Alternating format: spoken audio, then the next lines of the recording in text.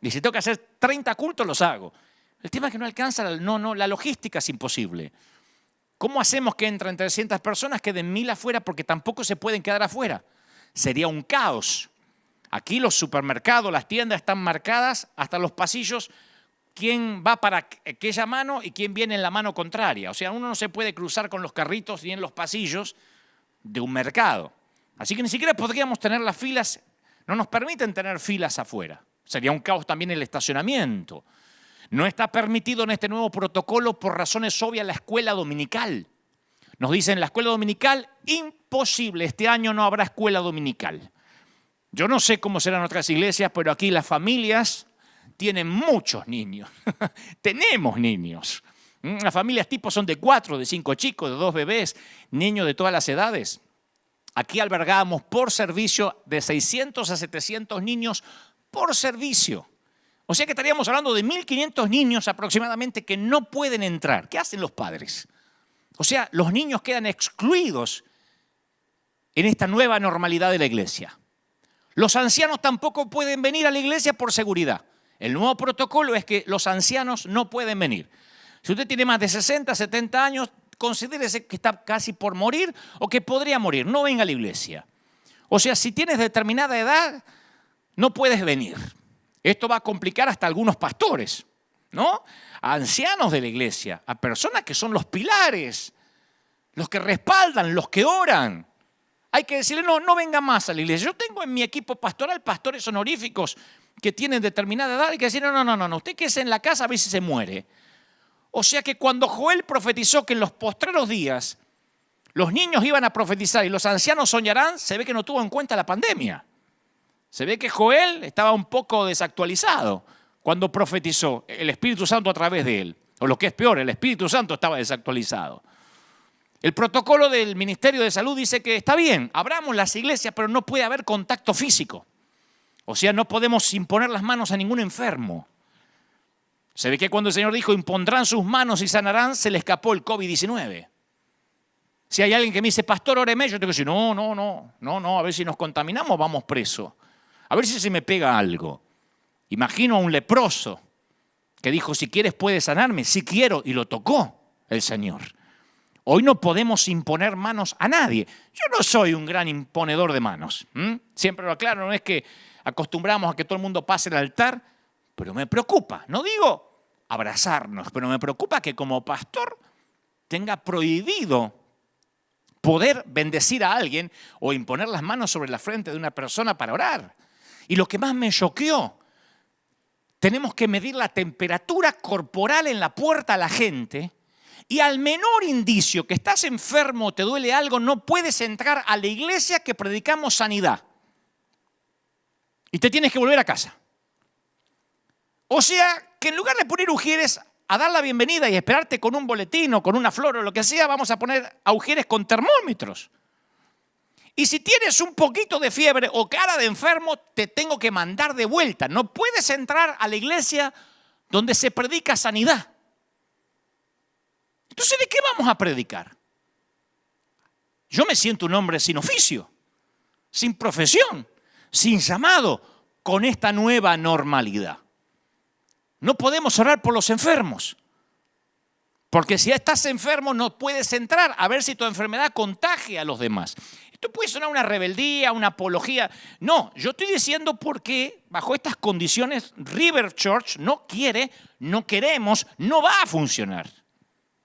Estoy esperando a ver qué van a hacer con los equipos grandes de fútbol, de básquet, de handball, con las grandes corporaciones multimillonarias que manejan millones de dólares, porque aún así ellos no pueden operar.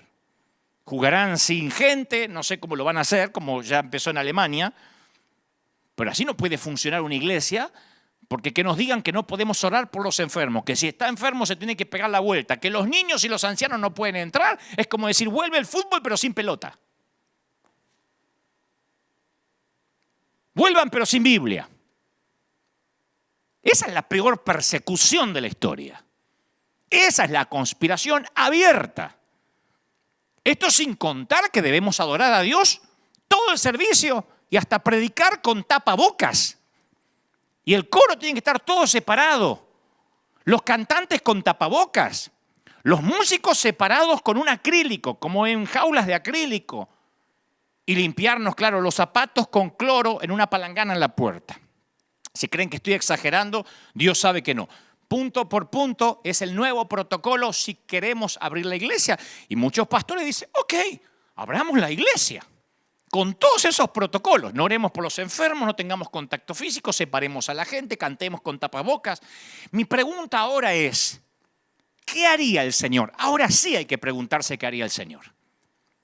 Porque cuando nos dijeron, tomen precauciones, cuando nos dijeron, esperen porque esta pandemia va a llegar a su pico, hay que bajar la curva, todos obedecimos porque somos ciudadanos de bien.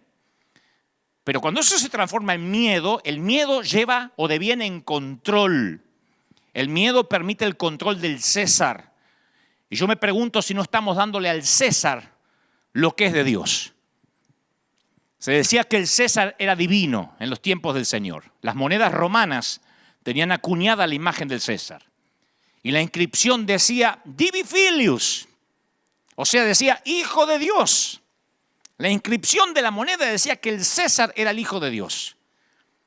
Y cualquier israelita consagrado no llevaba esa moneda, porque violaba el mandamiento de no tener imágenes forjadas lejos del Dios que está en los cielos. Y Herodes puso de sumo sacerdote a un colaboracionista, a alguien que estaba inherente al poder, y Roma guardaba la llave del lugar santísimo del templo, y el sacerdote tenía que ir a pedírsela a Roma para entrar una vez al año. Se nos escapa este detalle. Herodes guardó la llave del templo. El gobierno trató de poner bajo llave a un reino que ellos no podían gobernar. Herodes quiso poner, bueno, lo intentó, poner bajo llaves a un reino espiritual. Y un día se acercan al Señor y le dicen, maestro, estos que siempre vienen con las preguntitas trampa. Sabemos que eres un hombre íntegro y que enseñas el camino de Dios de acuerdo a la verdad, que no te dejas influir por nadie. Primero, como dicen en mi país, le doran la píldora, ¿no? Le pasan la manito para querer tocar el ego del Señor, no sabiendo que el Señor ya sabía lo que ellos cavilaban en sus corazones. Sabemos, Señor, que tú no te fijas en las apariencias, así que danos tu opinión. ¿Está permitido pagar los impuestos al César o no? No es simplemente una pregunta técnica, como aquí en Estados Unidos pagamos al IRS, en Argentina le pagamos a DGI, en España le pagamos a Hacienda. No. Aquí había algo más profundo. Un tal Judas, no el Judas que aparece en la Biblia, no los Judas que lleva el nombre, uno de sus libros lleva el nombre, un libro lleva su nombre, ni tampoco el traidor, otro Judas, había hecho una revuelta por los impuestos cuando Jesús era jovencito. Y Roma lo crucificó con sus 2.000 seguidores, dejando las cruces como advertencia de los que se negaban a pagar los impuestos. Así que si Jesús decía sí, paguemos al César, se declaraba como un saduceo, como un colaboracionista, como parte de la integración. Si decía no, Roma tenía disponible otra cruz. Y entonces el Señor dice, hipócritas, ¿por qué me tienden trampas? Muéstrame la moneda para pagar el impuesto. No se pierdan ese detalle. Un detalle que se nos suele escapar. Jesús dijo, muéstrame la moneda, no la conocía. No tenía esa moneda. Porque no creía que el César tenía derecho a que se lo adorara. Y menos una moneda que dijera hijo de Dios. Y es ahí cuando dice la declaración que iba a cambiar el mundo. Denle al César lo que es de César. Y a Dios lo que es de Dios. Y cuando Jesús dijo eso, a diferencia de lo que se cree, que estaba intentando quedar bien con uno y con el otro, como decimos en la jerga, con Dios y con el diablo, porque algunos creen que Jesús ahí, bueno, quedó en la mitad, cumple con Dios y cumple con el gobierno. No, ese es el Jesús domesticado por Hollywood, a pedido de ciertas religiones que necesitaban a alguien que compitiera con Gandhi o con el Dalai Lama. Cuando él dice dar al César lo que es del César y dar a Dios lo que es de Dios, en realidad le estaba firmando su sentencia de muerte. Porque para Roma, decir que había cosas que no eran del César era traición, todo era del César. Roma, el imperio, se adueñó hasta del templo y de la llave del templo. El imperio dijo, como tenían que entrar al templo, que se tenían que lavar con cloro los pies, que tenían que sacar los niños, que los viejos que los dejen morir en la casa, que los viejos ya no vuelvan a la iglesia, que canten con tapaboca, que se separen, que no se queden mucho tiempo, que no se aglomeren y cojo con lo que van a hablar. Porque en el imperio todo era del César, o por lo menos eso intentaba. Así que en este caso yo tengo que decirle al imperio, la iglesia no es de ustedes.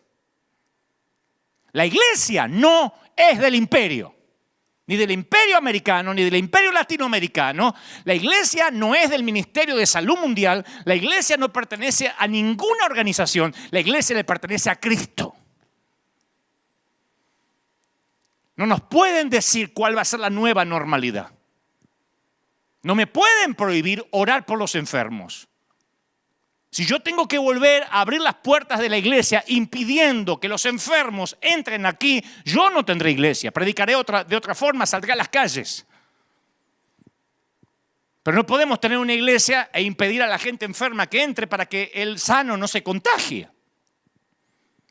Proverbios 29:18 dice, el temor del hombre pondrá lazo. Y un lazo es una trampa. Isaías 51:17 nos amonesta, no temáis afrenta de hombres, ni desmayen por sus ultrajes. ¿Quién eres tú para que tengas temor del hombre, que es un mortal, y del hijo del hombre, que es como heno? ¿Ya has olvidado a Jehová tu hacedor? Pregunta el Señor. Una pregunta retórica. Y el Señor me mostró esta semana que este temor de la iglesia ante esta pandemia es el resultado de la falta de otro temor, el temor a Dios. Porque servirás y obedecerás a quien temes. Si le temes al hombre, le sirves a él. Si le temes a Dios, le sirves a Dios. Pero tú no puedes temerle a Dios si le temes al hombre, porque no puedes servir a dos señores. Por el otro lado, no tendrás miedo del hombre si le temes a Dios. El temor a Dios ha estado ausente en cualquier sermón que hayamos oído recientemente. Dígame en un solo sermón que hayan oído en los últimos años acerca literalmente del temor de Dios. Es más, creo que esa ausencia del temor de Dios es lo que contribuye al desastre de este mundo y que está este mundo descendiendo rápidamente día a día como lo estamos viendo. Hasta la expresión temor a Dios hace años, cuando yo era chico, solía ser común y halagadora. Mi mamá decía, los nenes míos tienen temor a Dios. No harían nunca una cosa así, tienen temor a Dios. Era una frase halagadora. Ahora parece casi incomprensible para nuestra cultura actual. No lo enseñamos hace casi medio siglo y no lo estamos enseñando ahora. Esta generación casi no usa la frase temor de Dios. Por eso tienen tanto pánico a otras cosas. Porque el mismo Dios que nos invita a ir con toda confianza ante su presencia también espera que agrademos a Dios adorándolo con santo temor y reverencia, porque nuestro Dios es un fuego consumidor. Es un fuego que todo lo consume. Hebreos 12:28. El temor de Dios no es una doctrina muerta del Antiguo Testamento, del Dios malhumorado de Génesis a Malaquías. Si amas a Dios, solo le temerás a Él. Tu temor de Dios fagocitará todos los otros temores pequeños. A mí me duele mucho escuchar cuando la gente habla de Dios como si Dios fuera su asistente personal. Su cadete, decimos en algunos países, ¿no? Su secretario, el que le lleva la maleta. Y es alarmante. ¿Cómo se ve esto? Bueno, es alarmante la falta de respeto que yo lo hablaba hace un par de domingos, el domingo pasado, hacia los pastores, hacia los servidores, hacia los líderes. Vayan a cualquier red social, pongan YouTube, esos videos que hablan mal de todo el mundo, no lo hacen los ateos. No lo editan los inconversos ni los brujos. Nuestros enemigos ya no son los brujos. Nuestros enemigos son los propios creyentes, que con creyentes así, ¿quién necesita diablo? Hablan acerca de los siervos de Dios de la misma forma en que los noticieros hablan de los políticos. Y yo sé que capaz que muchos ministros han actuado más como políticos que como hombres de Dios. pero aún así son siervos de Dios y nosotros no nos corresponde ser jueces. Hace poco alguien ateo me dijo, estuve leyendo, alguien que, pues no sé si es ateo, pero por cierto no ha nacido de nuevo. Por ahí cree en Dios a su forma. Y me dice, ¿sabes? Estuve flaco leyendo cómo escriben los evangélicos acerca de otros evangélicos. Dice, jamás había visto una comunidad con tanto odio encima. Si Dios realmente los lee a ustedes, ¿no tienen miedo que los liquide? No me lo preguntó un teólogo, me lo preguntó alguien que quizá va a la iglesia católica una vez al año, si es que va. Me dijo, ¿cuánto odio y resentimiento? ¿Cómo escriben? Dice, ni en los partidos políticos se atacan así. Un ateo sorprendido me hizo acordar aquella historia del pastor que oraba para que se cerrara la licorería que estaba cerca de la iglesia. Y entonces había hecho cadenas de oración para que la licorería, para que el bar donde se juntaban los borrachos del pueblo se cerrara. Y cada vez que pasaba el pastor, imponía las manos así y decía, ciérrate en el nombre del Señor, consúmete en el nombre del Señor, aún delante del dueño ateo, que salía, lo insultaba y el pastor decía, esto se va a cerrar, oraba de la vereda de enfrente. Y un día, en una tormenta eléctrica, cae un rayo encima de la licorería y le quema todo el bar, todo el negocio. Y el dueño se acordó de las oraciones del pastor. Y entonces le hace una demanda, lo lleva a la corte. Lo lleva a la corte, dice, se me quemó el bar, la licorería, porque cayó un rayo, porque el pastor oró para que eso pasara. Y el pastor dijo, no, este caso lo tengo ganado. Porque cuando se presentó dijo, yo no tengo nada que ver. Yo no manejo la lluvia, yo no manejo las tormentas eléctricas, yo no tengo nada que ver, yo lo único que hacía es orar, pero yo no tengo nada que ver. Y el juez dijo, esto es increíble. Tengo ante mí a un ateo que cree en el poder de la oración y a un pastor que no cree que su oración haya producido algo. Yo siempre me acuerdo de esa historia, cuando un ateo me dice, increíble ustedes, ¿no tienen miedo que Dios los liquide? Porque creo que hasta hasta los que no conocen a Dios tienen más temor de Dios que muchos que sí lo conocemos. Cuando le tenemos temor a Dios, respetamos las personas y los siervos que Él pone. Y esto no es una defensa hacia mí, porque yo ya estoy en otra liga en el sentido de que de verdad no me importa. Yo ya pasé esas materias. Pero a veces me apena como muchos consiervos son atacados, como la gente puede ser tan visceral para hablar. David no levantó su mano contra el rey Saúl, aún después de que Saúl matara a 85 sacerdotes del Señor. Imagínense, si mañana sale un pastor y mata a otros 85 pastores. David le temía a Dios. David era un fugitivo porque su suegro intentaba matarlo. Y vos pensabas que tenías problemas con tu suegra. El hombre que le entregó a su hija en el altar lo persigue como un animal salvaje. Pero algo inesperado sucede. No ocuparé mucho contando la historia, pero sé que los que saben de Biblia conocen la historia. Saúl se mete a hacer sus necesidades en la cueva donde David está en el fondo oculto. Saúl, dice la Biblia, entra, se supone a ser número 2, no número 1, porque dice que David tuvo bastante tiempo para pensar, meditar qué hacía y qué no hacía. O sea que Saúl no estaba necesariamente orinando. Perdonen que sea tan explícito, pero esto es determinante para entender lo que va a ocurrir. Y David se encuentra a unos centímetros de ser el nuevo rey, porque ahí está Saúl haciendo sus necesidades completamente indefenso. Una oportunidad única en su vida. Y David se negó a tomar la situación en sus propias manos porque sus huellas dactilares iban a llenar todo lo que Dios quería hacer. Y cuando ponemos nuestras huellas dactilares sobre algo, es que estamos tomando las cosas en nuestras propias manos en lugar de ponerlas en las manos de Dios porque no le tememos. Cuando no tenemos temor de Dios, ponemos nuestras manazas encima. Abrimos nuestra bocaza.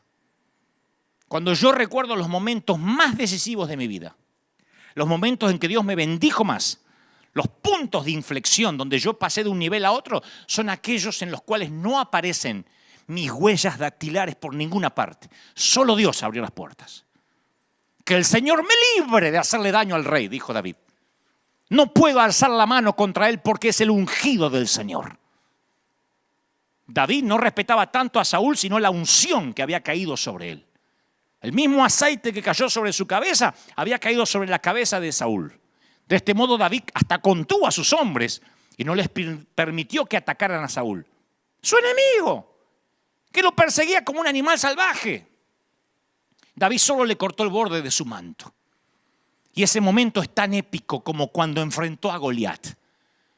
Esto debería estar en las ilustraciones de los libritos de la escuela dominical.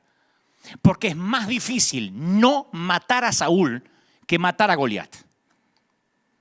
Matar a Goliat es un acto de poder que sí podía hacer. No matar a Saúl es un acto de fuerza de voluntad. Por temor al Dios que lo ungió, no hacer lo que sí podía hacer. No hacer lo que sí podía hacer. Y la fuerza de voluntad es la forma más pura del poder. La cruz es un ejemplo de esa clase de poder. Porque el poder de Jesús era impresionante. Sanaba enfermos, resucitaba muertos. Pero lo que me dio vida eterna no fue la resurrección de Lázaro. Lo que a mí me dio vida eterna fue no fue lo que él podía hacer. Lo que me transformó fue lo que habría podido hacer, pero decidió no hacer. ¿Me explico? Dijo Jesús, ¿crees que no puedo acudir a mi Padre? Y al instante no pondría a mi disposición más de 12 legiones de ángeles. Una legión romana era una unidad militar que constaba de 6.000 soldados. Jesús estaba diciendo que si quería, hacía así, y su Padre le mandaba 72.000 ángeles a su favor.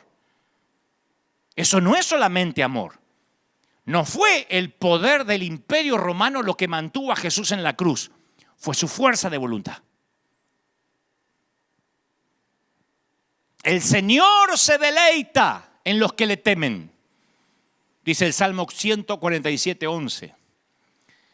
Génesis 20 cuenta la historia de la mentira de Abraham en cuanto a su esposa Sara. A algunos se les perdió esta historia, pero ahí están las escrituras. En un momento Abraham tiene miedo y afirma que Sara era su hermana en lugar de su mujer. El problema es que estaba entre gente peligrosa y tenía una esposa muy linda. Y él creía que el rey Abimelech lo iba a matar para agregar esa esposa a su harem, por lo que Abraham miente, esperando que el engaño le salve el pellejo. Y Sara se salva de la deshonra solamente porque Dios se le aparece en sueños a Abimelech y le revela la verdadera identidad, que era la mujer, no la hermana. Y entonces Abimelech se enoja y quiere que Abraham le dé una explicación. Le dice, ¿por qué Abraham? Che, ¿por qué? Bueno, no sé si dijo che, pero capaz que empezó ahí el acento argentino. ¿Por qué me engañaste? Y Abraham dice una frase que a mí me conmueve hasta el día de hoy. Te engañé porque ciertamente yo sé que este es un lugar donde no hay temor de Dios. No le tenemos miedo a lo que no conocemos. Si no conoces a Dios, no le tienes temor. Por eso los pequeños tocan el fuego la primera vez. Los nenes todos hemos tocado una estufa caliente alguna vez. La gente que no conoce a Dios es lógico que no le tenga temor. Por eso no vacila en actuar de manera inmoral.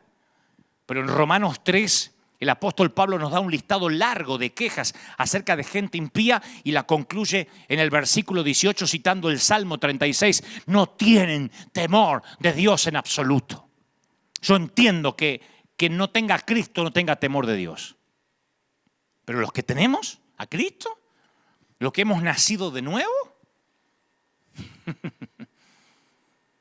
Un pastor hace poco me decía, olvídate de tener temor de Dios. Pensá nomás en tener a tu mamá viva. Me decía este pastor, mi mamá no me dejaría a mí hablar mal de otro consiervo, aún con la edad que tengo. Tengo casi 60 años y si mi mamá me viera escribir algo en una red social de otro consiervo, me dice, ¿qué está haciendo mi hijo? Yo no lo crié para eso. ¿Por qué no se dedica a predicar a lo que Dios lo llamó? ¿O qué cree que yo lo llevé a la escuela dominical para que usted ande hablando mal de los demás, de los siervos de Dios? Aún nuestra madre no nos dejaría hablar mal de otros. Imagínate a Dios. Pero este no es un mensaje para defender ministros. Este es un mensaje para entender por qué César le metió tanto miedo, por qué el gobierno, independientemente de cual sea el país, le metió tanto miedo a través de los medios de comunicación, porque esta pandemia mediática le metió tanto miedo a los que se supone que nunca debimos haber tenido miedo. Muchos describen a Jesús como alguien tierno, compasivo. Él era y es todo eso. Pero ese no es todo el cuadro. El Jesús que tomó un látigo y por sí solo sacó del templo a una masa de mercaderes ladrones, parece que quedó en el olvido. Más tarde los líderes judíos llegaron a arrestar a nuestro Señor diciendo que buscaban a Jesús de Nazaret. Y cuando Jesús dijo, yo soy, dice, todos retrocedieron y cayeron al suelo. Juan 18:6. Lo único que dijo es, me buscan, yo soy. Y todo el mundo retrocedió y cayó. Con Jesús. No estoy hablando del Dios del antiguo pacto que se presentó ante Moisés. En la pesca milagrosa, cuando Simón Pedro se dio cuenta de lo que sucedió, que le llenó la red de peces, cayó de rodillas delante de Jesús y le dijo, Señor, aléjate de mí, soy demasiado pecador. Estoy demasiado pecador para estar cerca de ti. La historia está en Lucas 5:8. El temor es una respuesta natural del que es imperfecto ante el que es perfecto. Del estropeado y del que está roto ante aquel que está entero. Del que está contaminado ante el puro. Del impotente ante el poderoso. Y creo que hemos perdido nuestro sentido de lo mucho que nuestro pecado nos separa de Dios. Sí, yo sé lo que es la gracia, yo soy un predicador de la gracia. Pero no nos olvidemos que cuando nos encontramos ante Él, es como tener un cuerpo encorvado, envejecido, manchado y tener que estar desnudo frente a la persona más bella que existe. Este es el punto, señores. Cuando tememos a Dios, nuestro temor hacia otras cosas y personas comienzan a disminuir. Los temores grandes, aunque tengan nombre de pandemia y nos den la cifra de muertos todos los días como si fuera la cotización de la bolsa, los temores grandes hacen que los temores pequeños desaparezcan siempre. Podemos pasar nuestros días preocupándonos por una multitud de boberías, pero deja que la palabra cáncer se menciona en la misma oración con tu nombre y todas las ansiedades diarias desaparecen en la nube de un temor más grande. Dios, por supuesto, no es una fuerza malévola como el cáncer. Pero eso significa que cuando nuestros temores menores son absorbidos por el temor a Dios, nuestra vida cobra seguridad. Cuando otros temores toman la prioridad por encima de Dios, es cuando nos metemos en problemas. Si algunos cristianos le tuvieran el 10% de temor a Dios que yo he visto que le tienen al COVID-19, no estaríamos ni preocupados. Si escribieran con la misma vehemencia en las redes, ¡wow! Sigan predicando, no dejen que ese alma se pierda, vayan por él, con la misma vehemencia que dice, arréglate la máscara, te vas a morir, con la misma vehemencia, imagínense el 10% del temor a Dios que le hemos tenido o que le han tenido al COVID-19, ya hubiésemos dado vuelta al mundo entero para Cristo. Eso es lo que le ocurrió a los israelitas que vivían durante la época de Isaías. Escucha la palabra de Dios para ellos. Les tienen miedo a estos ídolos. Dice Isaías 57:11, les producen terror. Por eso me han mentido y se han olvidado de mí y de mis palabras. Ya no me temen. Al perder su temor a Dios, la nación de Judá había llegado a tener temor a dioses paganos. Y sí, si uno no le tiene temor a Dios, le puede tener temor y miedo y pánico a 3 gotas de moco. Te lo aseguro. Porque yo provengo de una casa que luchamos con la rubiola, con la varicela, con la papera, con fiebres de todo. Yo pasé por todas las enfermedades como la mayoría de los que me están mirando en América Latina. Y a veces te vacunaban y a veces no te vacunaban. Pero la vieja te imponía las manos y decía en el nombre del Señor, por la sangre de Cristo. Y a vivir. Nunca había mi vieja con el pánico, ni aún teniendo cáncer. Ella confiaba en un Dios que podía sanar. Ahora están pensando algunos, ¿pero es posible amar a Dios y tenerle temor al mismo tiempo? Sí. ¿Qué requiere el Señor tu Dios de ti? requiere que temas al Señor tu Dios, dice Deuteronomio 10:12. Que vivas de la manera que le agrada, que lo ames y que lo sirvas con todo tu corazón y con toda tu alma. Y esta combinación de amor y de temor captura nuestra reacción a dos atributos de Dios, gracia y verdad. Gracia es valorada cuando conoces la verdad. Si no conoces la ley, no valoras la gracia. Pablo trata a ambos en ese episodio de Romanos donde dice, fíjate en que Dios es bondadoso, pero también es severo. Fíjate que Dios es severo con los que desobedecen, pero es bondadoso contigo si sigues confiando en su bondad. Romanos 11:12. En cambio, si dejas de confiar, tú también serás arrancado por completo.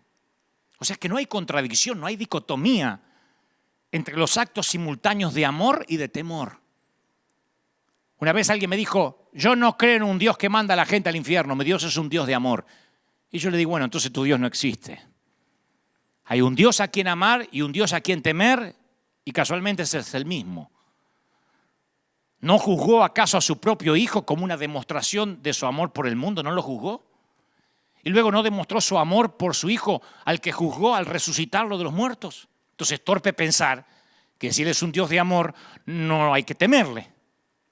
Es como un padre que le dice al hijo que no salga a la calle, que no salga solo. Yo le digo eso a los chiquititos, a nuestros chiquitos. No salgas a la calle, y menos solo. Y cuando el nene se arriesga a salir a la calle, se entera que la disciplina del padre es estricta. Como resultado se queda en la casa. ¿Por qué? Por temor a meterse en problema con el viejo. Hay una edad en que mis niños tienen temor de que no tienen temor de lo que pasa afuera. No son conscientes de que los pueden secuestrar, que se puede perder, que lo puede atropellar un auto. Dice, me voy a meter en problemas con el viejo. Y hasta a veces entran con la jeta así. Pero al crecer se da cuenta de que la severidad de su padre es para su protección, un resultado de mi amor. De esa manera el miedo se disuelve y ama a su padre aún más. Mi papá me cuidaba. ¿Y no queremos a un padre acaso que tenga el poder para mantenernos a salvo, que nos ame con la furia de un león? Yo quiero un padre así. Un padre al que le tengo temor, que me dice, no te metas en problemas. Anda por el camino recto, porque me ama. El padre al que ama disciplina. Y hay un montón de promesas para el que le teme. Y a mí me sorprende que estas promesas para el que tiene temor de Dios no son muy predicadas tras nuestros púlpitos. Principalmente porque hay tantos buscadores de promesas. Vieron que hay predicadores profundos y también están de los otros, los que tiran palabritas de positivismo. Yo digo, ni aun eso las encuentran. Miren las promesas que hay para los que temen. Promesa de provisión.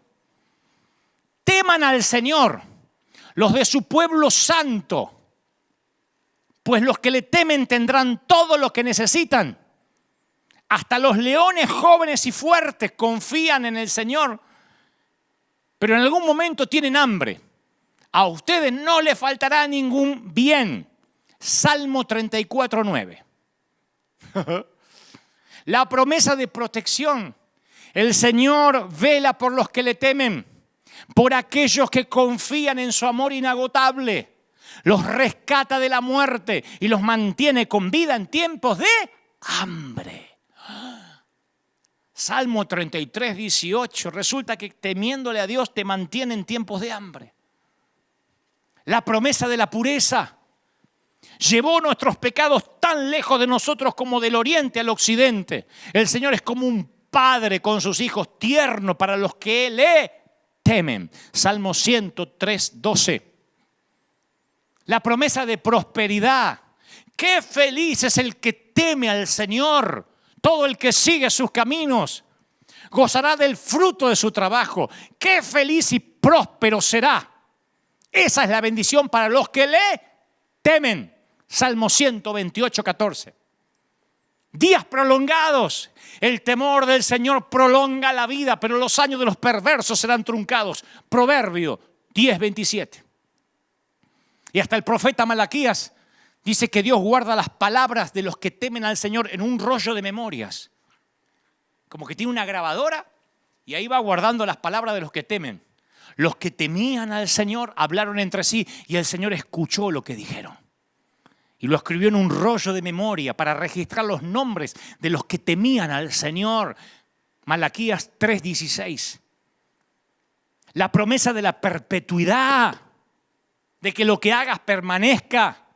Oh, si tuvieras un corazón así, si estuvieras dispuesto a obedecerme y a temerme, entonces te iría bien a ti y a tus hijos. Deuteronomio 5:29. Yo digo, ¿por qué no predicamos más acerca del temor de Dios cuando tantas promesas son inherentes? Ocurren. No hay que orar por prosperidad, no hay que orar por perpetuidad, no hay que orar por nada casi teniendo temor de Dios. Hay que orar por amor. Ahora, ¿es posible aprender a tener temor a Dios? La Biblia dice que sí podemos.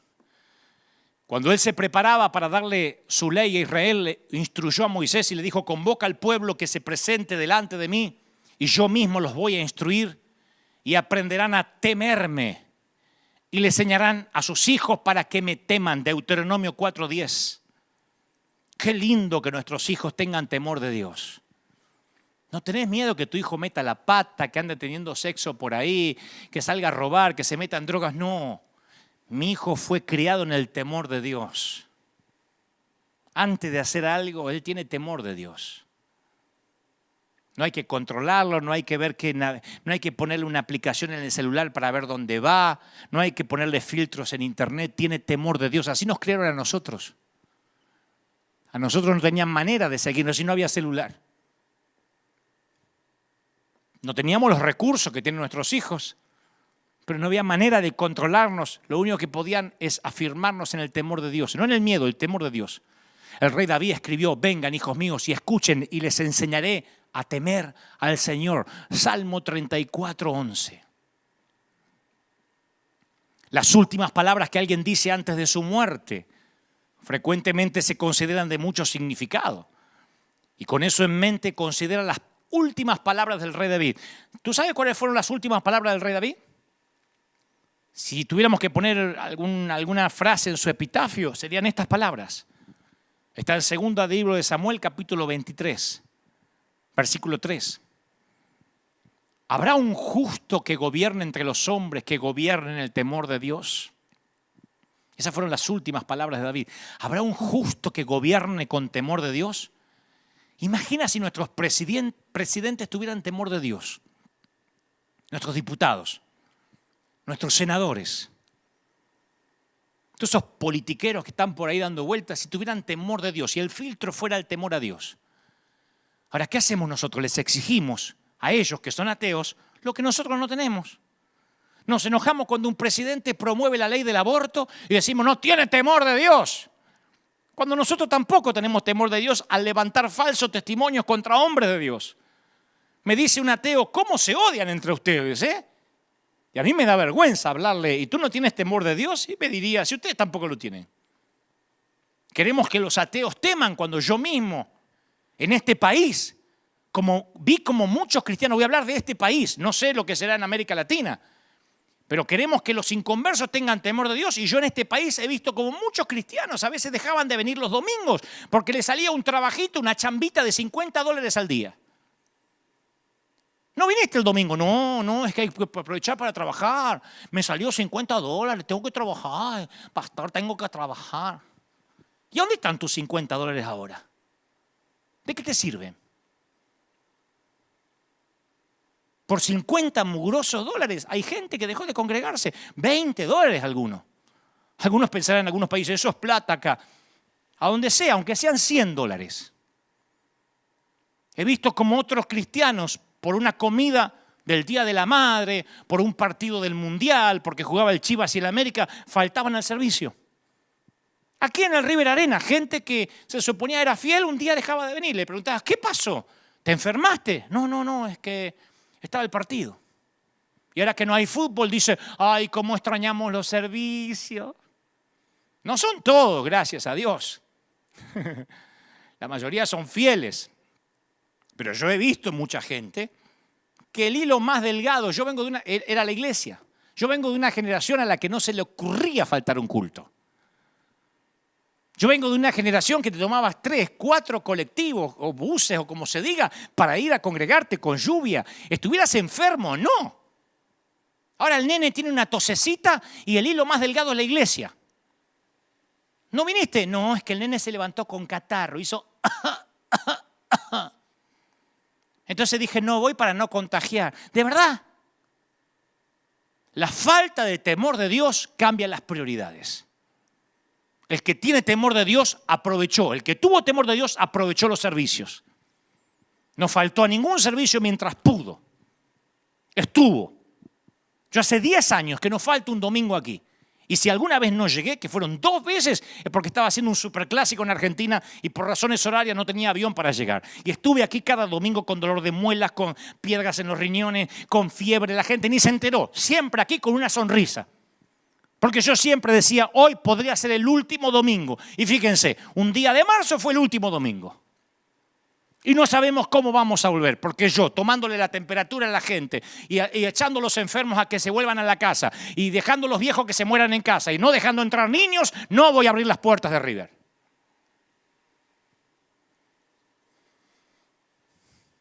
Te sorprendería saber que ese temor que estoy hablando de Dios jugó un papel importante a lo largo de la historia de la iglesia. Las épocas de espectacular avivamiento espiritual siempre se iniciaron con una renovación del temor a Dios. Vemos evidencia de esto en Hechos capítulo 5.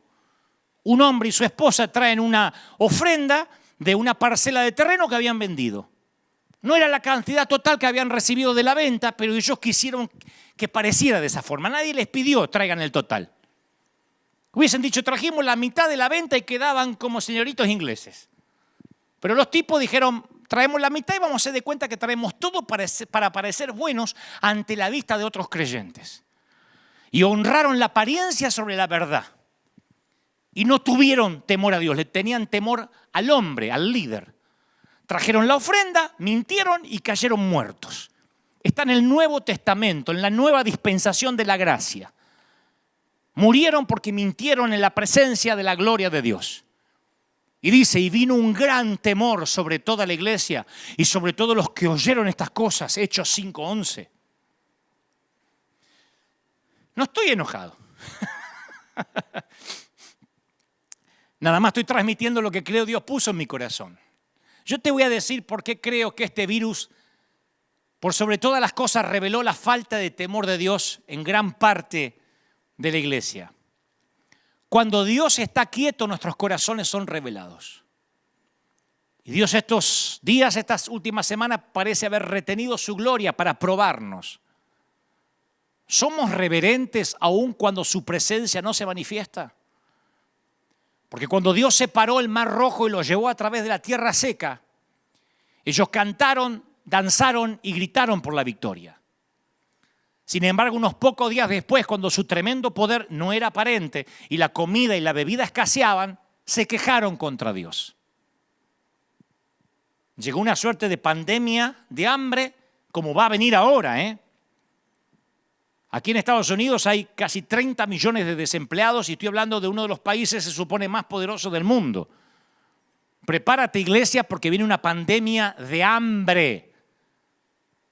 Ya hay una pandemia de suicidio, de femicidios. Hay la locura de que en países como en Argentina han soltado violadores, presos, para que no se agarren el coronavirus, los mandan de vuelta a que se metan en la sociedad. Hasta violadores volvieron a convivir con el niño violado para evitar que se contaminaran por temor. Lo que se viene es mucho peor de lo que hemos vivido. Esto es un ensayo, una prueba. Muchas veces me dijeron, estos días me dijeron, ¿será que esto es un ensayo para lo que va a venir? El nuevo orden mundial. Ni necesitamos ser tan escatológicos. Ni necesitamos buscar los símbolos de Juan en Patmos. Esto se ve claro, como el agua. Hemos llegado algunos de nosotros a ser como niños caprichosos que no tienen reverencia por sus padres. Y si nosotros no crecemos en el temor del Señor, corremos el riesgo de llegar a tratar como algo común las cosas que Él considera santas, como Ananías y Zafira, esta pareja que murió por tomarse como ordinario las cosas que eran puras.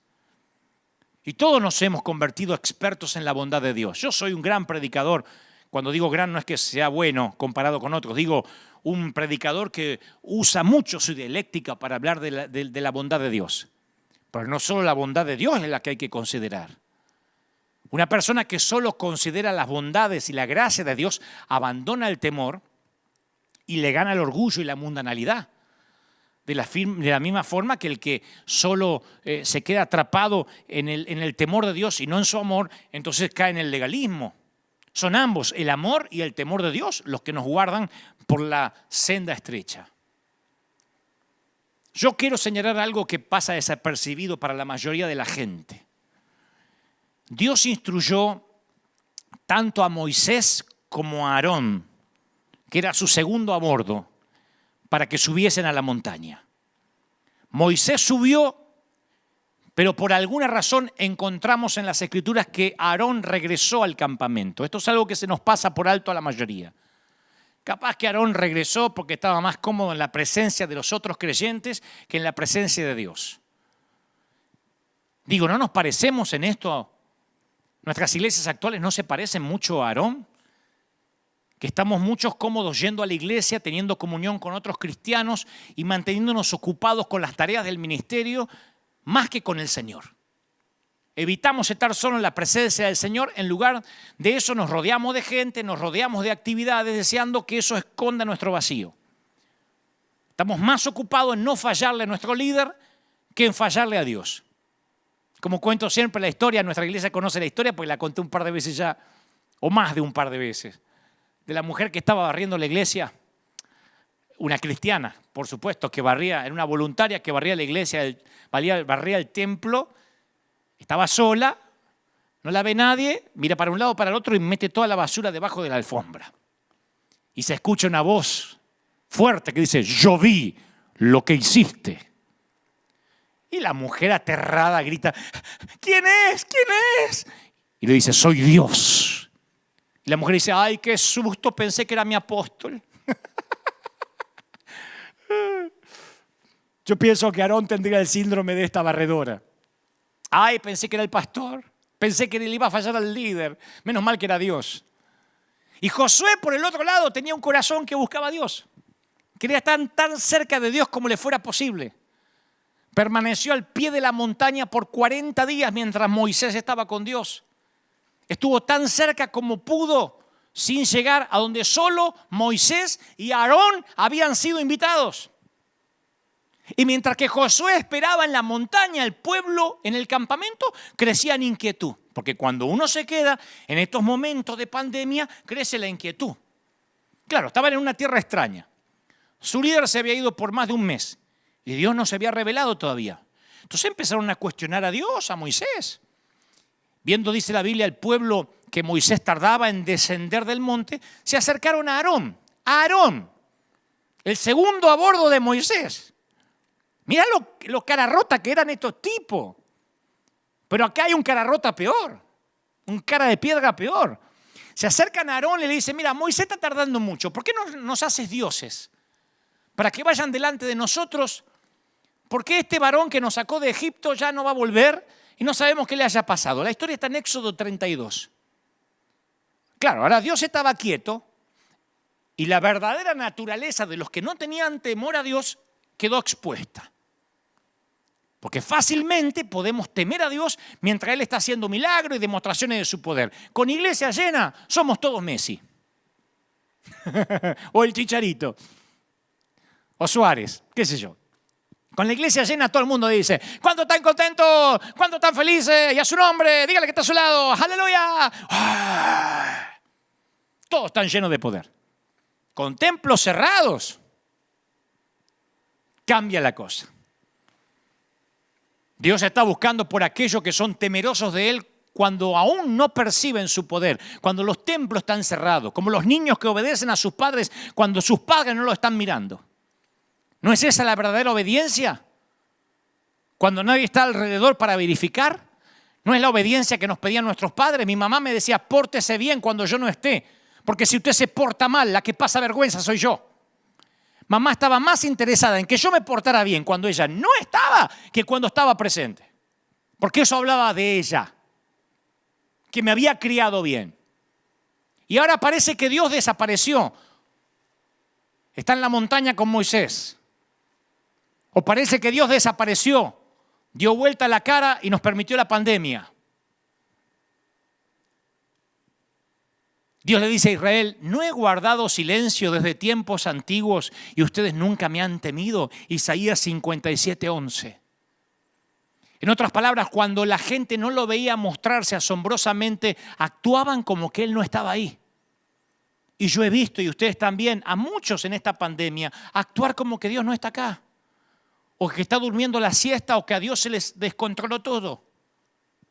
El silencio de Dios de hace casi más de 2 o 3 meses expuso las verdaderas motivaciones del corazón y la legitimidad de cierta gente. Es una pandemia.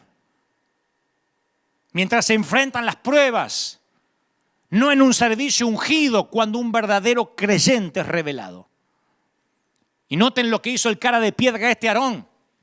Aarón le dijo, bueno, tráiganme todos los zarcillos de oro, lo que está en las orejas de las mujeres, los hijos, tráiganmelo. Entonces todo el pueblo apartó los zarcillos de oro que tenían en sus orejas, lo que tenían en las muñecas. Se lo trajeron a Aarón y él le dio forma, dice la Biblia, de buril. E hizo un becerro de fundición. Entonces dijeron, Israel, estos son sus dioses que los sacaron de Egipto. ¡Aarón! ¡Aarón, che! ¡Aarón! Porque se nos va eso de la Biblia, como que el becerro lo hizo un ateo endemoniado. ¡Aarón, el copastor! Dijo, acá tienen el becerro que lo sacó de Egipto. ¿De verdad? Con el botín de Egipto hicieron un ídolo fuera de la bendición de Dios. Pero aún es más alarmante que Aarón, el que no fue a la montaña, hizo el ídolo, le dio forma. Y Aarón le dio forma. Había sido el vocero de Moisés. Había estado parado al lado de Moisés, había visto cada plaga de Egipto, cada milagro. Y ahora le tenía temor a la gente y le dio lo que ellos querían. Le temió más al hombre que a Dios. Y por eso fue intimidado por la gente. Eso lo hizo un líder débil. Cuando fue confrontado por Moisés, y Moisés le dijo, ¿te dejaste intimidar? ¿Saben lo que dijo este? Respondió Aarón, no se enoje mi señor. Tú conoces que el pueblo es inclinado al mal. Me dijeron, haceme un Dios que vaya delante nuestro. Y yo dije, ¿tienen oro? Sí. Y bueno, me lo dieron, lo eché en el fuego y salió este becerro. Lo querés matar al tipo. Salió el becerro. O sea que tirás oro en el fuego y se arma un becerro solo. El tipo no tomó responsabilidad por lo que había hecho. Estaba atrapado en el temor al hombre. Salió este becerro. Los líderes que temen al hombre retrocederán y le darán a la gente lo que quieren en lugar de lo que necesitan. Se convierten en presas fáciles para la intimidación. El hombre que teme a Dios solo está preocupado por lo que Dios dice acerca de él. El hombre que teme al hombre está más preocupado por lo que el hombre dice acerca de él, más que por lo que piensa Dios. No es que no queremos ofender a la gente. El reino de Dios no es una democracia, es un reino. Por eso es el reino de Dios, no es la republiqueta de Dios. En algún momento vas a ofender a alguien, solo asegúrate que ese alguien no sea Dios. Quizás los hombres de David se ofendieron porque David no mató a Saúl cuando lo tenía en la cueva ahí, haciendo número 2 y posiblemente estreñido de vientre. Porque tuvo tiempo hasta de cortarle parte de su túnica. Pero David dijo, yo no voy a tocar al ungido. Saúl solo quería cuidar su reputación. Eso fue aquello que los diferenció siempre con David. Hay 2 versículos que reflejan la inseguridad de Saúl. Dice Samuel 14, 1 Samuel 14:35.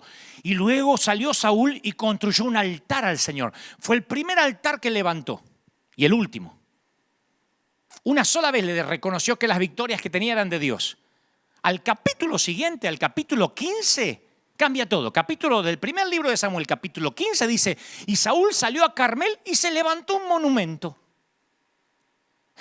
Un capítulo atrás el tipo levantó un altar a Dios. Un capítulo después se levantó un monumento para él. En algún momento Saúl dejó de construir altares a Dios para comenzar a construir altares a sí mismo. ¿Me permite que te haga una pregunta franca porque yo me la hago también? ¿Le estás edificando altares a Dios o estás levantándote altares o monumentos a ti mismo? ¿Qué reputación te importa más? ¿La tuya o la de Dios? Un conocido predicador dijo alguna vez, si yo no me atribuyo la gloria, tampoco voy a tener que cargar con la culpa. Es una manera maravillosa para ser líder. Así, yo tengo muchos defectos, pero así yo lidero acá hace 10 años. Yo no me hago cargo. Si la gente deja de venir, si la iglesia no es mía, la iglesia es de Cristo. Yo no se la tuve que devolver, nunca la tuve. Así que no me adueño ni de los que no vienen, ni me adueño de los que sí vienen. No me asigno los aplausos ni las derrotas, ni los abucheos. Por eso las críticas no me hacen nada, porque los aplausos tampoco me hacen nada. La mayor de las libertades consiste en darnos cuenta que no tenemos que demostrarle nada a nadie, solo a Dios. Fue eso lo que hizo de David un hombre conforme al corazón de Dios. Y tal vez sea ahora que dejemos de atribuirnos los méritos para también dejarnos de atribuirnos las culpas. Tal vez sea la hora que dejes de tratar de demostrarle a la gente que vales y que se lo empiezas a demostrar a Dios. Tal vez sea la hora de dejar de levantarte monumentos a ti mismo o dejar de levantarnos monumentos a nosotros mismos. Claro que me incluyo para comenzar a edificarle altares a Dios. Cuando yo era joven moría, cuando yo era jovencito, porque todavía soy joven, pero cuando era más pibito, yo moría porque me invitaran a predicar a congresos importantes, esos que aparecen muchos famosos en el flyer, en el afiche. Mi meta era llenar la agenda de invitaciones en todo el mundo. Imagínate, tenía 22 años, 21 años y estaba con todos los titanes de la fe. Me sentía Justin Bieber entre los cantantes consagrados. Entonces yo quería fabricar oportunidades y todo lo que fabricamos con nuestras huellas dactilares nunca viene con la garantía de Dios. Pero Dios comenzó a trabajar en mí para crucificar mis motivaciones. Yo quería levantar sin querer monumentos en vez de altares a Dios. Y cuando Dios empezó a sacrificar mis motivaciones, yo dejé de estar buscando oportunidades y fue cuando esas oportunidades me empezaron a buscar a mí, hasta la fecha. Y me acuerdo que estaba en un congreso gigantesco con muchos oradores en cierto país. Y cuando estás en un congreso como esos, tus motivaciones son puestas a prueba. En el juego de las comparaciones, mientras mejor le vaya al otro orador, peor te vas a ver tú. Mientras peor predica el otro, mejor te ves tú. Es espantoso, pero si el otro dice, no estuvo tan bueno, me gustó más Dante, es como que eso te acaricia el ego. Si dice, Dante estuvo bueno, pero el que vino después, ¡qué unción! Entonces, si eres inseguro, te toca, ¿no? Yo siempre, sin querer, no quería que al otro le fuera demasiado bien. No que le fuera mal, pero que tampoco le vaya muy bien, porque me dejaba mal parado, yo estaba empezando. No me gustaba estar a la sombra de alguien. Y codiciaba los elogios de la gente por mi inseguridad. Y recuerdo que luego de una oratoria en un gran congreso, pasa detrás mío un ungidísimo hombre de Dios que luego nos hicimos amigos y hasta me terminó invitando a su congregación en su país. Pero pasó detrás mío y me destrozó. Me liquidó. Faltaba que dijera Dante Miguel Gebel. Dijo, esos muchachitos argentinos que se creen chistosos y esto y lo otro. Tú puedes hacer muchos chistes de suegra, pero si no tienes el poder de Dios, me liquidó. No sé si en el espíritu, en la carne, pero me liquidó. Y el anfitrión que me había invitado estaba sentado al lado mío. Me acuerdo que me pone la mano a la rodilla y me dice, flaco, no te preocupes, estas cosas pasan. Ya vas a aprender. Menos mal que aprendí cuando tenía 21. Y ahora que tengo ahora que tengo unos años más, ya aprendí. La raíz del temor del hombre es el amor a uno mismo. Cuando amas tu vida, buscas salvarla. Entonces serás intimidado por cualquier cosa que te amenace. Otro orador, una cuarentena, un virus, lo que sea. Una persona que le teme al hombre ofenderá al único que no ve a fin de no ofender a los que sí ve. Ofenderá al único que no ve a fin de no ofender al que sí ve. Jesús exhortó, amigos, no tengan miedo o temor a los que matan el cuerpo, porque nada más pueden hacer. Ahí está, ese es el versículo clave para la pandemia. No tengan temor a los que matan el cuerpo, porque es lo único que pueden hacer. Yo les enseñaré a quien deben temer, Lucas 12:4. Temed a quien después de haber quitado la vida tiene poder para echarte en el infierno. Sí os digo, a ese temed. Más clarito, manzanitas. Voy a terminar con esto. Contrastaré rápido a dos reyes. Ambos gobernaron el mismo reino, ambos se postraron ante el mismo Dios. El mismo cuerno de aceite los ungió a los dos. Uno fue rechazado por Dios y el otro estimado por Dios como un hombre conforme a su corazón. Y al contrastar la vida de estos dos monarcas, uno ve la diferencia entre el temor de Dios, quien temía a Dios y quien temía al hombre.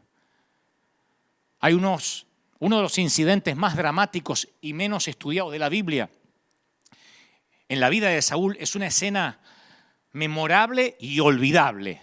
Memorable para los que lo leemos, pero deberíamos olvidarla. Saúl había estado reinando por 2 años. Como en la mayoría de las posiciones, su periodo de luna de miel no reveló su verdadero carácter. Como los presidentes cuando recién suben al gobierno. Nadie los critica porque no sabe qué decir la oposición todavía. No tomó medidas de gobierno. 2 años es muy nuevo. Pero con el paso del tiempo las motivaciones empiezan a exponerse. Y dice la Biblia que mientras que Saúl estaba en Micmax con sus prestigiosos guerreros, los filisteos se reunieron para pelear contra él. En 1 Samuel 13:5. Era el ejército más fuerte que Saúl había enfrentado. El enemigo tenía 30.000 hombres, 6.000 hombres a caballos y la multitud era comparada a la arena que está a la orilla del mar. Enfrentar 30.000 carros es como enfrentar en la actualidad 30.000 tanques de guerra. Era una vista intimidante para Saúl. Y atemorizados, los soldados de Saúl empiezan a desertar, se meten en las cuevas, en la fosa, en los peñascos, en las rocas, en las cisternas. Estaban abrumados. Y Samuel había recibido una orden del Señor, el profeta, diciéndole que no haga nada, no ataque ni se defienda hasta que llegue él, que era el profeta, y presente una ofrenda. Saúl lo espera 7 días, conforme al plazo que Samuel había dicho, pero como Samuel se tarda en llegar y el pueblo le desertaba bajo presión, Saúl se hace el sacerdote, ofrece el holocausto por su cuenta y llega justo Samuel y dice, ¿qué estás haciendo? Y Samuel le dice, ¿qué estás haciendo? Y Saúl dice, no, mira. Y fíjense la respuesta de Saúl. Le dice, no, es que yo vi que el pueblo me estaba desertando y que tú no venías dentro del plazo que me dijiste. Y están los filisteos enfrente. Y me dije, van a descender contra mí. Y yo no imploré el favor de Jehová. Me forcé y ofrecí holocausto. O sea, hizo los sacrificios para hacerse aparecer bueno ante la gente y trató de parecer espiritual con Samuel diciendo, me forcé. En realidad, él reaccionó y cayó dentro de una trampa de intimidación. Una de las cosas más difíciles es esperar en Dios, especialmente cuando no está haciendo nada, esperar en Dios. Esto es particularmente cierto ahora. Cuando Dios pareciera que no está hablando, realmente está haciendo algo. Por eso le digo a nuestra iglesia, continúen obedeciendo la última orden hasta que cambie. Mantente en tu posición, soldado. Lo diré otra vez a toda la iglesia de River, manténganse en sus posiciones. Se supone que soy tu pastor y estamos juntos en esto. No dejaré a nadie atrás, vivos o muertos, aunque nos tengamos que pelear contra el gobierno, aunque tengamos que enfrentar a Trump en la Casa Blanca, yo no los dejaré solos. Manténganse en sus posiciones. Que Dios no esté aparentemente diciendo nada no significa que duerme la siesta como Baal. Así que después que Samuel lo reprende, pronuncia este juicio sobre Saúl. Tu reino no va a ser duradero. Jehová se buscó un hombre conforme al corazón de él y lo designó para que sea príncipe sobre su pueblo, porque tú no guardaste una orden. Saúl construyó una historia en desobediencia en situaciones de gran presión. En otro incidente parecido, se dio a los deseos del pueblo de tomar el botín de guerra de una ciudad que Dios había ordenado destruir totalmente. No quería perder nunca el favor del pueblo. Yo he pecado, dijo Saúl, y quebranté las palabras porque consentí la voz del pueblo. Y Samuel dice, pero otra vez Saúl, escuchando al pueblo. Y más adelante dice, sí, yo sé, yo pequé, pero por favor, hónrame delante de los hombres. Primera de Samuel 15:30, cabezón. Hónrame delante de los hombres. Sí, yo pequé. Pero por favor, no me retes delante de la gente porque pierdo intención de votos. Yo pensé que la dictadura empezó un poco más acá, en Cuba o en Venezuela. Repetidamente Saúl transgredió porque tenía miedo al hombre. Y esto sucede con frecuencia con líderes que son inseguros. Muchos en estas cuarentenas se han sentido completamente solos.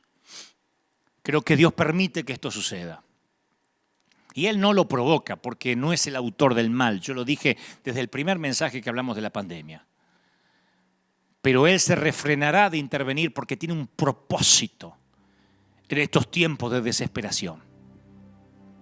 Y a propósito del César en los tiempos de Roma, yo estuve pensando mucho qué vamos a hacer como River. Porque yo me considero un hombre que teme a Dios. Entonces tuve que ver en las Escrituras, en los tiempos de Roma, cuando el Señor dice al César lo que es del César y a Dios lo que es de Dios. Lo dijo cuando eso era una declaración de guerra, porque todo se suponía era del César. Había tres maneras de reaccionar ante el gobierno del Imperio Romano. Los celotes, que decidieron rebelarse, ir contra la ley. Ellos querían derrocar a los romanos por la fuerza. Eran terroristas, disidentes del gobierno de facto. Y los metían presos por faltar a la ley y no impactar a nadie.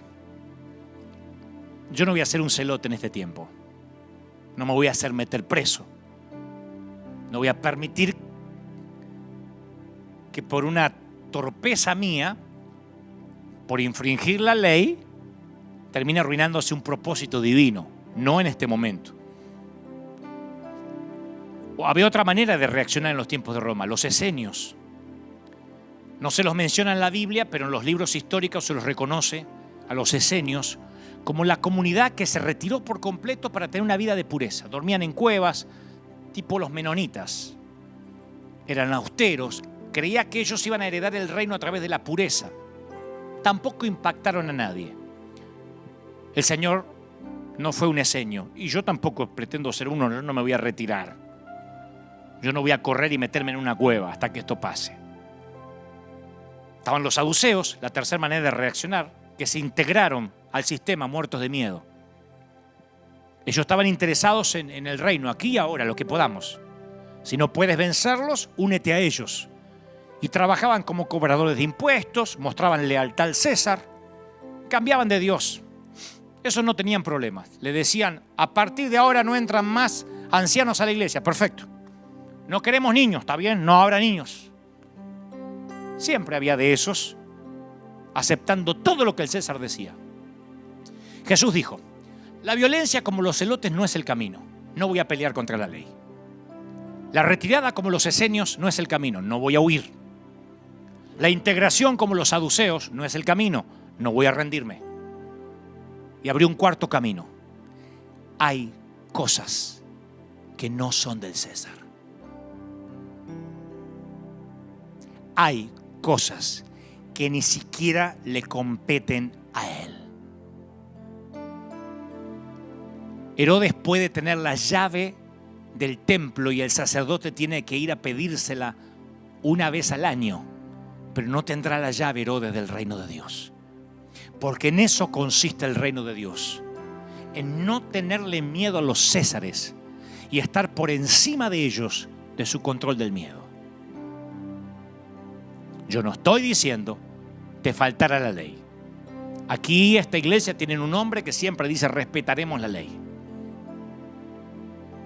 Pero yo no voy a predicar en las condiciones que el César quiere que yo predique. Yo voy a pelear por los derechos. los derechos del reino de Dios. Esto no es una republiqueta, esto es el reino. Hay un monarca y hay un rey. Y no es la primera vez que voy a pelear. Porque cuando llegamos a esta arena, se levantaron todos los políticos que tenemos aquí al frente, en el City Hall. Se levantaron todos los politiqueros, los fiscales, había un montón de políticos que dijeron: ustedes no pueden operar. Los concejales, ustedes no pueden operar. Compramos esta arena y llega un correo electrónico a la dirección del pastor ejecutivo y le dicen: ustedes no pueden abrir la iglesia este fin de semana porque no usarán el estacionamiento gratis. Aquí hay un montón de estacionamiento que dice free, gratis. Y esto decía: no, el estacionamiento es para los que van a los restaurantes, de los que van a Disney, no para los de la iglesia. Mandaron un correo. Y entonces el bufete de abogados dice: ustedes no van a poder operar porque le dijeron que no pueden operar. Yo digo: ¿cómo el César va a decir a dónde estacionar la gente? Si fuera un estacionamiento privado lo entiendo. Estacionamiento gratis. Le digo: ¿qué pueden hacer? Y podrían enviar la seguridad. ¿Y qué? ¿Reprimirnos? ¿Dispararnos? ¿Tirarnos gases lacrimógenos porque venimos a adorar a Dios? ¿De verdad? ¿A los hispanos? ¿Serían capaces de discriminar a 8.000, 10.000 hispanos que se vienen a juntar acá para bendecir la ciudad, que salen a dar de comer a la gente, que reparten 10.000 a 15.000 juguetes los fines de año en Navidad, que reparten pavos, 10.000 pavos en Día de Acción de Gracia a la gente que sale a alimentar a los pobres? ¿Nos van a discriminar? Llamo a todos los noticieros y les digo: ¿nos están discriminando por ser hispanos? ¿De verdad? Bueno, tal vez no hagan eso, pero podrían poner un cartel: no estacionar. ¿En dónde? ¿En un estacionamiento que dice libre? ¿En un estacionamiento que dice gratuito? Y peleamos. Y nos pusieron cartelitos y corríamos los cartelitos. No infringíamos la ley, simplemente no seguíamos la estupidez caprichosa de un César. Porque yo sí respeto la ley. No tengo problema de parar en un stop a las 3 de la madrugada. Pero no caprichos del César, que decide ponerse en su moneda hijo de Dios y hay que adorarlo. No todas las cosas son del César. Y el reino de Dios no es del César. El reino de Dios no es del César. Entonces yo los incito a una revuelta en oración, a un ayuno dirigido a algo, a una oración dirigida. No solamente ayuda, no, que no me agarre el coronavirus, me juró con tu sangre los dinteles de la puerta. No tengas miedo. Y no me escriban más, que no me arriesguen más, porque yo prefiero en todo caso morir ayudando a la gente, porque Dios me llamó a predicar, a servir, no a ocultarme muerto de miedo, con la cola entre las patas. Me voy a poner la mascarilla, me voy a poner los guantes, lo hago. Pero si algo hago mal o me contagio igual, habrá sido un placer combatir en el ejército de Dios. Hasta los samuráis dicen que no hay deshonra en la derrota. Ni siquiera hay deshonra en una buena derrota. Pregúntenle a los mártires de la iglesia si consideraban deshonra el dejarse ejecutar, decapitar, crucificar a causa de Cristo. Iglesia, levantémonos en oración. No sé qué harán los otros consiervos. Si pondrán cloro en la puerta, si le tomarán la temperatura a los enfermos, si no dejarán entrar los viejos y los niños. Nosotros vamos a operar cuando podamos operar de la manera en que Dios nos mandó a operar. Y si no nos permiten operar con una multitud, si yo no puedo imponer las manos a los enfermos aquí, si tengo que echar a los enfermos que no entren, entonces cerraremos el templo y yo saldré a las calles. Y haremos otra vez las iglesias bajo los árboles, porque así empezamos nosotros, así nos forjamos. Nosotros nos hicimos fuertes, éramos esclavos y nos transformamos en soldados en el desierto, señores. Desierto es mi segundo nombre. Yo no le tengo miedo al desierto, soy un piloto de tormenta. Así que no me van a poner condiciones ridículas. La gente se está suicidando, divorciando, los hijos están cayendo en depresión profunda, los adolescentes están a punto de suicidio, Hay una ola y una nube de depresión en las casas. Y han decidido que la iglesia no es primera necesidad. Si la iglesia no es primera necesidad, no me digan que el fútbol lo es. No me digan que la licorería lo es. En este país Target no es primera necesidad, pero lo es la iglesia. Lo es la iglesia. Y River Arena es un templo que ha sido abierto 24 horas, 7 días a la semana, 365 días al año, y no ha cerrado y no va a cerrar si alguien quiere buscar consejería. Está bien, no reunimos multitudes. Pero escúchame, César, el reino de los cielos no es tuyo. Tú no entiendes de esto. Yo estoy por sobre ti, porque yo sirvo al rey, porque yo soy un embajador del Rey de Reyes. Y voy a acatar las normas gubernamentales, no las normas de las cuales no hay precedente ni jurisprudencia. No hay precedentes. ¿Sabían que cuando esta pandemia empezó, nosotros salimos a la calle sin preguntar? Algunos dirán, ¡qué locura! Pero yo dije, si ponen cuarentena, me consta que hay gente rica que vive de los ahorros. Que hay gringos que dicen, tendremos que echar mano a los $100,000 guardados para la universidad de la niña. Pero me consta los hispanos que viven al día, del cheque a cheque. Acá en la iglesia hay gente que corta el pasto, hay gente que limpia, hay gente que trabaja en un taller mecánico y los mandaron 40 días, 50 días, 60 días sin trabajar. ¿Qué come la gente? Que los matan de hambre. Los meten adentro para que se mueran de hambre. Presidentes ridículos diciendo que los mayores de 70 deberían morir. Yo tengo un padre de 94. Tú no vas a matar a mi padre. Tú no decides sobre la muerte y sobre la vida. Mi papá tiene 94 años y está predicando y hablándole a los ancianos como el de Cristo. Salió en televisión hace poco en Argentina. Así que nadie me venga a decir a qué edad se tiene que morir la gente. Nadie va a asignar los viejos a las casas que se mueran en sus residencias sin poder acceder a un hospital. Nadie va a decidir cuáles son las prioridades de los enfermos y decidir que le pondrán un respirador a uno de 40 y se lo negarán a uno de 70. Nadie decidirá sobre la muerte y sobre la vida. Solo Dios. César, hay cosas que no son tuyas.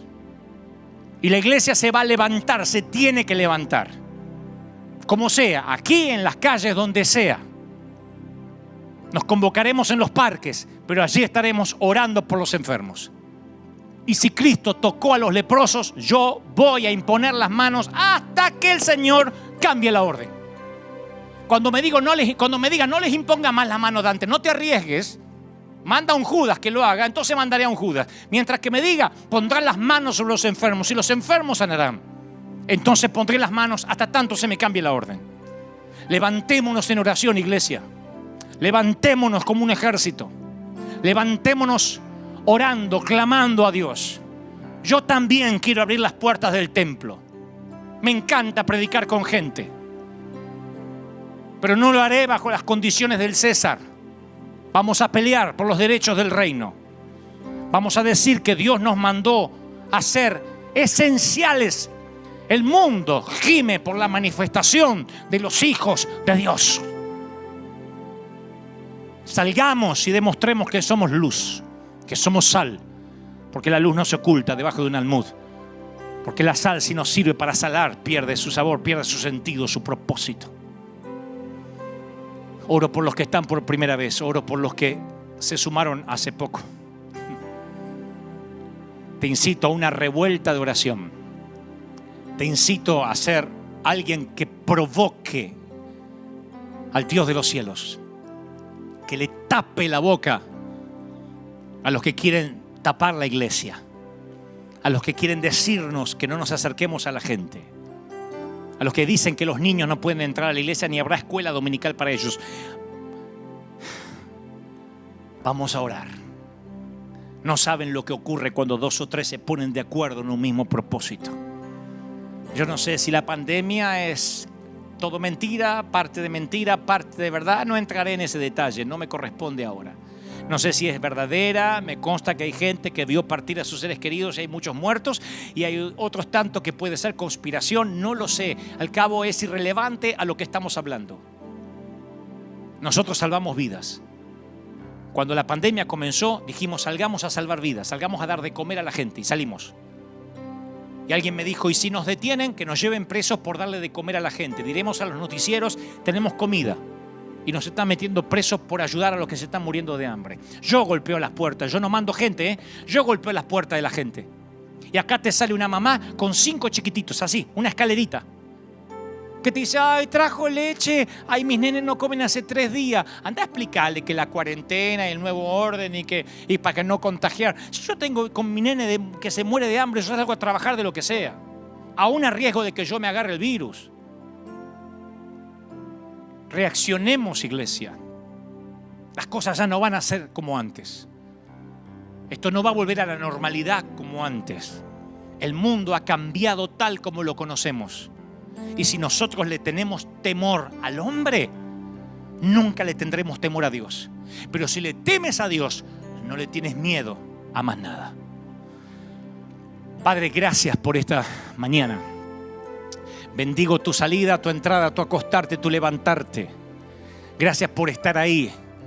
Suelto esta palabra profética a los rincones del mundo. A las 4 esquinas del mundo suelto esta palabra para que un viento de otra parte llegue. Para que la gente reaccione. No tengas miedo.